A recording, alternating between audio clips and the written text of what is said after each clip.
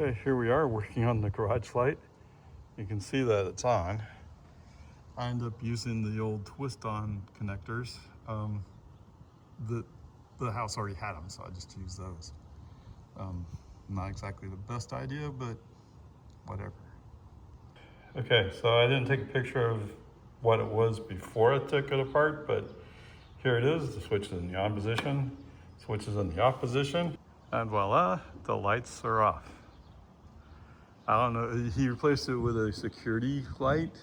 I don't know why you couldn't just replace this side of it and leave the switch alone, but I guess we wanted to make sure it wasn't overridden.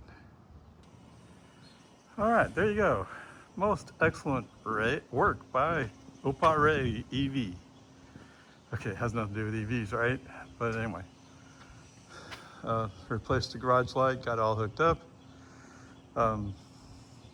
Fixed the switch, sort of, kind of. The guy bypassed the switch and I just unbypassed it.